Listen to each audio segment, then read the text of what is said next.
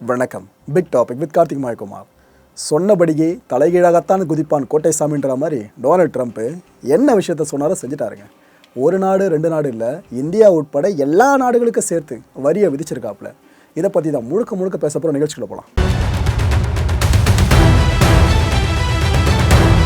India, very tough, very tough. Prime Minister just left. He's a great friend of mine, but I said, you're a friend of mine, but...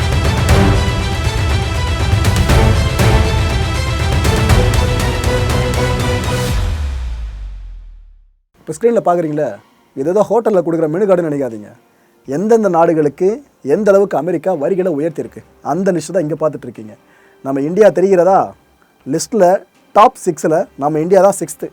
முதல்ல China வச்சு ஆப்படிச்ச America அப்படியே கீழே India வரைக்கும் வேலையை காமிச்சிருக்காங்க. என்ன bro சொல்கிறீங்க? பிரதமர் நரேந்திர மோடி அவர்களும் டொனால்ட் ட்ரம்ப் அவர்கள் அவ்வளோ நெருங்கிய நண்பர்களாச்சு. அதையும் தாண்டி அதை பண்ணியிருக்காருன்னு கேட்டிங்கன்னா பண்ணிட்டாரு. அதுதான் ட்ரம்ப்போட பழக்கமாச்சு.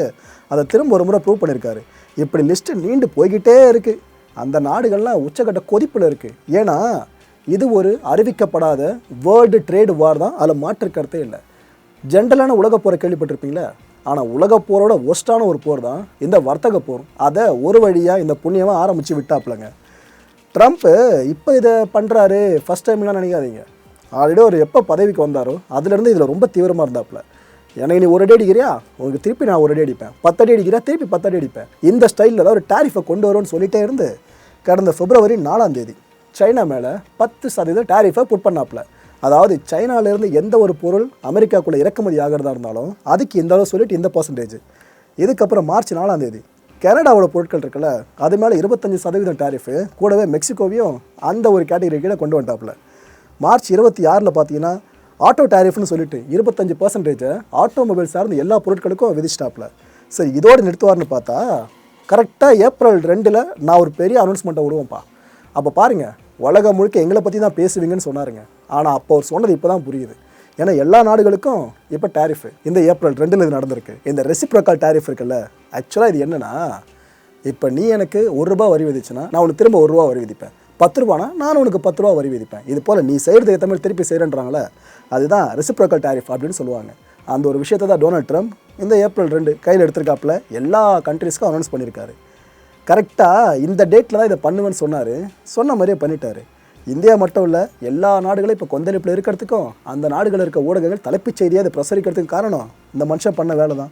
கையில் மெனு கார்டு மாரி வச்சுருக்காரு பார்த்தீங்களா, இதை வச்சு தான் ஃபுல்லாக வழக்கம் கொடுத்தாரு அவர் எல்லாருக்கும் மத்தியில். இந்த லிஸ்ட்டில் முதல் நாடே சைனா. அப்படியே கீழே வந்தீங்கன்னா ஒரு கண்ட்ரியாக வந்துக்கிட்டு இருக்குங்க.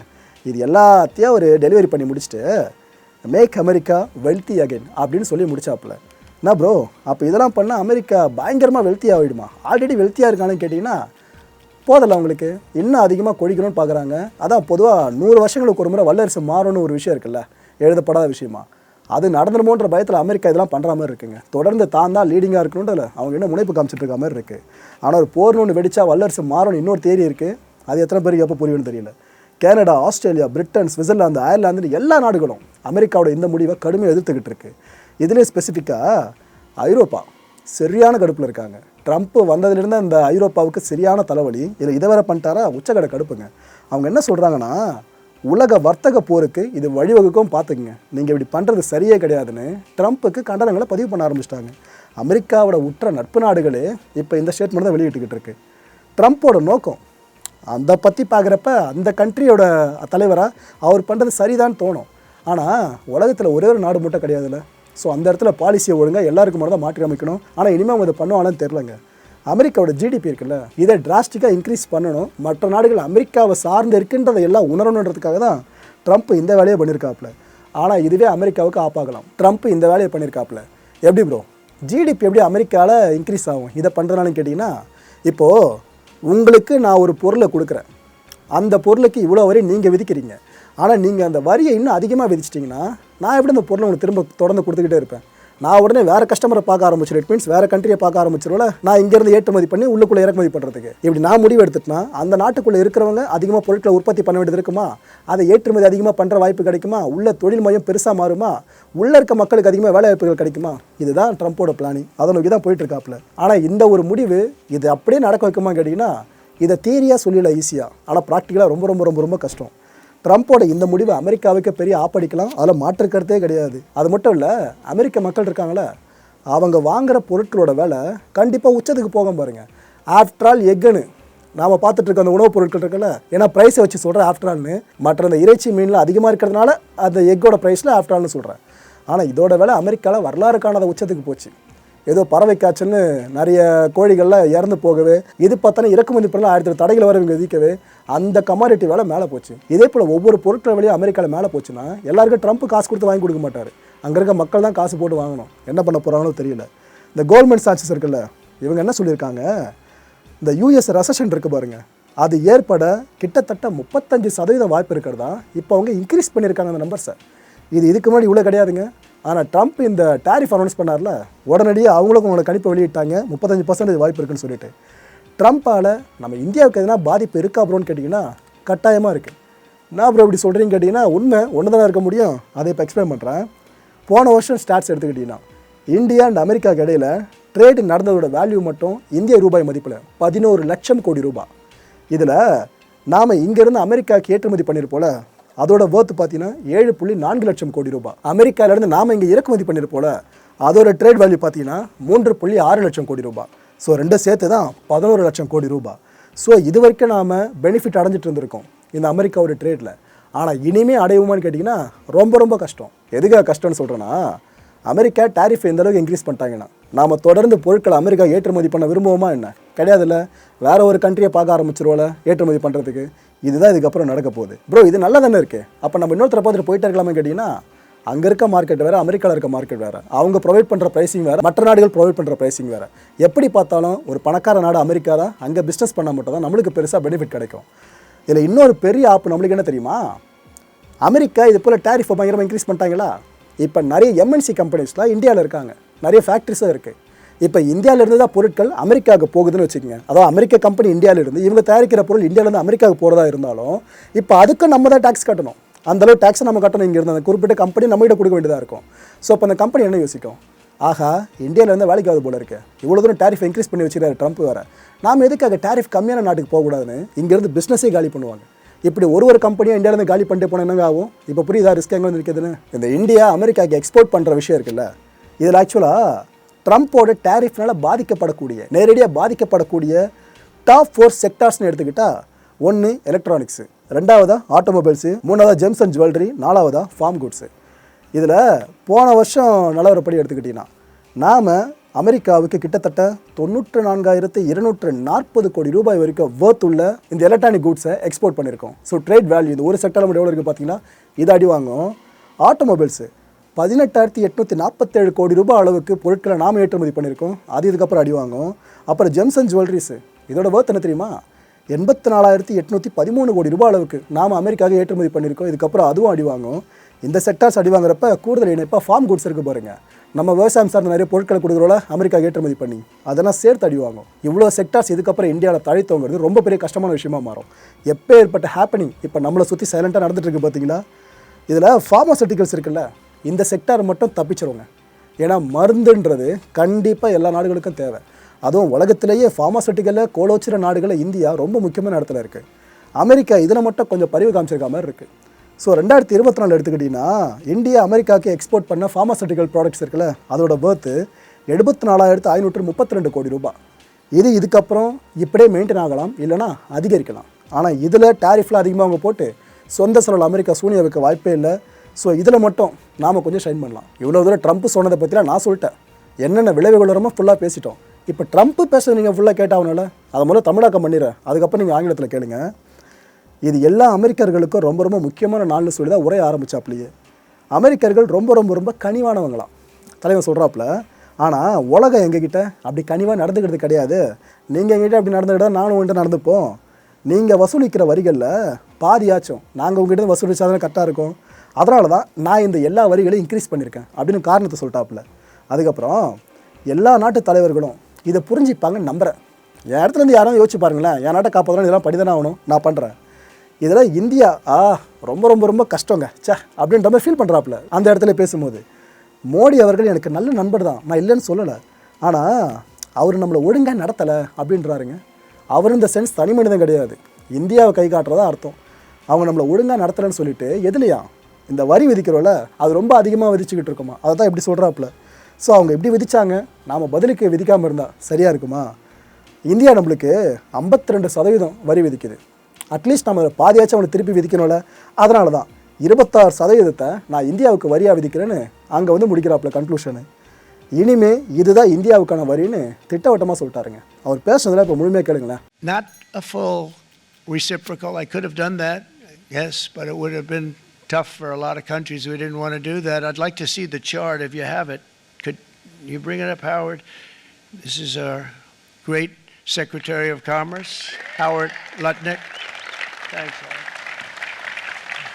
So, if you look at that, China, first row, China, 67%. That's tariffs charged to the USA, including currency manipulation and trade barriers. So 67%, I think you can, for the most part, see it.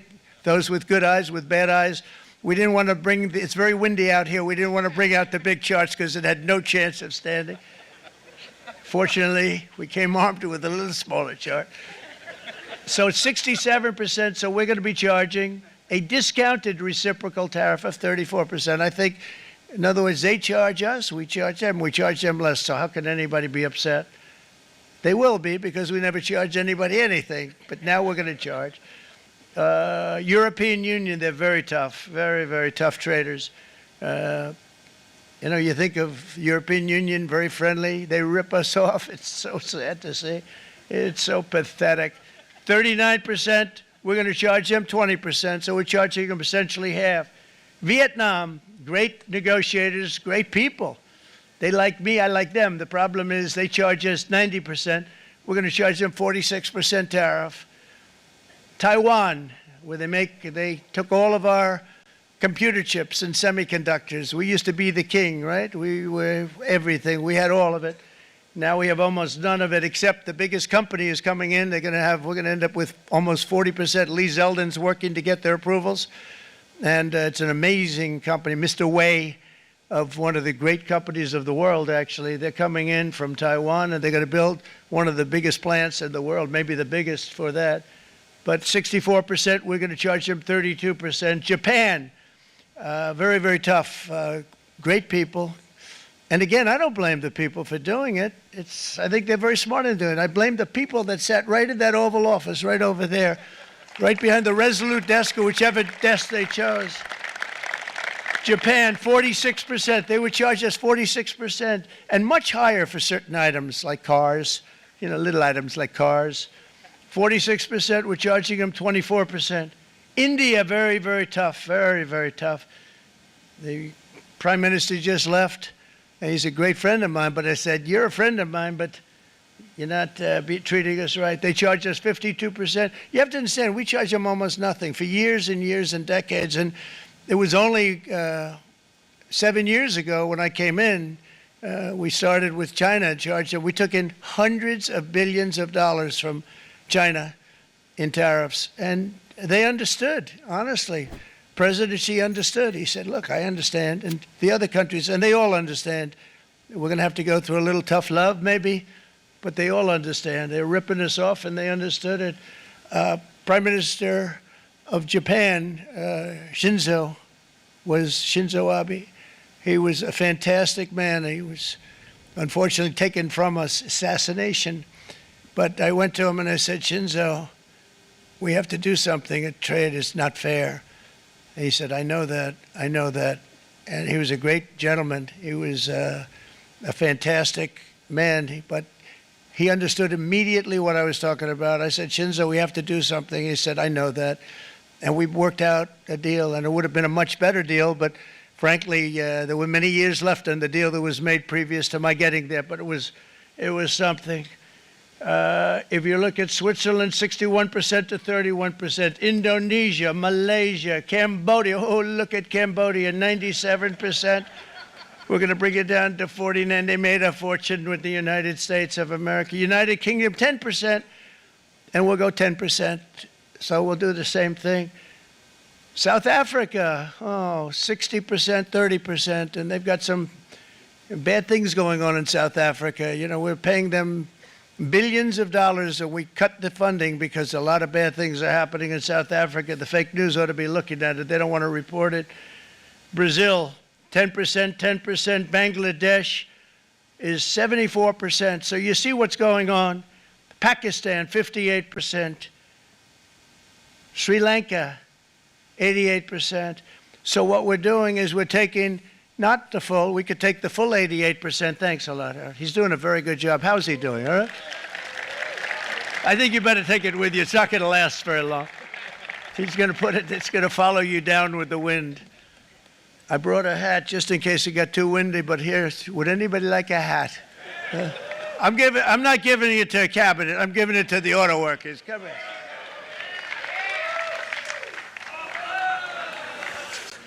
Thank you, fellas. Get it. That's it. That's it. ட்ரம்ப்போட இந்த அறிவிப்பு உலக பங்குச்சந்தைகளை ஆட்டம் காண வச்சிருக்கு. ஏற்கனவே கவலைக்கிடமான நிலைகளில் இருக்குது பங்குச்சந்தைகள். இது இன்னும் அதில் பார்த்தா அது பிடிச்சி இழுத்துருச்சுங்க. உலகத்தில் இருக்க எல்லா பங்குச்சந்தைகளையும். இந்திய பங்குச்சந்தை நிலைமை கண்டிப்பாக தெரிஞ்சிருக்கும்னு நினைக்கிறேன் உங்களுக்கு. இப்போ எந்தெந்த நாடுகளில் எவ்வளோ வரியை அமெரிக்கா விதிச்சிருக்கு அந்த பட்டியல் இருக்குல்ல, அதை ஜஸ்ட் நான் ஒரு கிளான்ஸாக காமிச்சிடுறேன். அதில் இருக்க நம்பர்ஸை ஃபுல்லாக உங்களுக்கு தெரியணும்னா பாஸ் பண்ணி பொறுமையாக பார்த்துங்க எந்தெந்த நாடுகளுக்கு எவ்வளோ வரியை அமெரிக்கா இப்போ இன்க்ரீஸ் பண்ணியிருக்கேன்னு.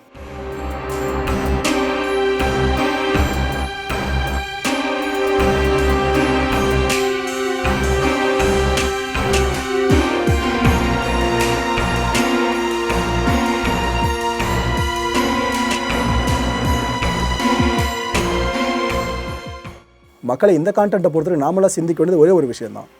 முதலீட்டாளர்களுக்கு கஷ்டமான காலம் இது, அதில் மாற்று கருத்தே இல்லை. இவர் இந்த அறிவிப்பை வெளியிடுறதுக்கு முன்னாடியிலேருந்தே கஷ்டமான காலம், இப்போ இன்னும் அதிகமாகிடுச்சு. இது தங்கத்தில் முதலீடு பண்ணுறவங்க எண்ணிக்கை இருக்குல்ல, அது இன்னும் டிராஸ்டிக்காக போகும் பாருங்க. ஏன்னா அதை மட்டும் தான் எதுவுமே யாராலையும் கை வைக்க முடியல. ட்ரம்ப் பண்ணுற ஒரு வேலைகளும் தங்கத்தோட விலையை உச்சத்துக்கு கொண்டு போயிட்டுருக்கு. இன்னும் தங்கத்தில் எத்தனை பேர் போய் பணத்தை போட போகிறாங்களோ. அடுத்த நிகழ்ச்சியை சந்திக்கலாம். நன்றி, வணக்கம். வணக்கம் மாயம் ஸ்டுடியோஸ் நண்பர்களே. மாயம் ட்ரெண்ட்ஸ் அப்படின்ற ஒரு புதிய ஃபேஸ்புக் பேஜை ஓப்பன் பண்ணியிருக்கோம். நீங்கள் யூடியூப்பில் பார்த்துட்டு இருக்கீங்களா நம்மளோட கான்டென்ட்ஸ்லாம். இதெல்லாம் விட ஒரு படி மேலே ரொம்ப கிறிஸ்பாகவும் ரொம்ப சூப்பராகவும் நிறைய கான்டென்ட்ஸ் உங்களுக்கு இந்த பேஜில் காத்துட்ருக்கேங்க. ஸோ உடனடியாக ஃபேஸ்புக் பிளாட்ஃபார்ம் போங்க, மாயம் ட்ரெண்ட்ஸ்னு டைப் பண்ணி சர்ச் பண்ணி நம்ம பேஜை ஃபாலோ பண்ணுங்கள். அப்படியே நம்ம சேனலையும் நீங்கள் சப்ஸ்கிரைப் பண்ணிட்டீங்க அப்படின்னா இன்னும் நிறைய புது கான்டென்ட்ஸை உங்களுக்காக ப்ரொடியூஸ் பண்ணி கொடுத்துக்கிட்டே இருப்பாங்க. நீங்கள் பண்ணுற ஒவ்வொரு சப்ஸ்கிரிப்ஷனும் எங்களுக்கு பெரிய மோட்டிவேஷனாக அமையும்.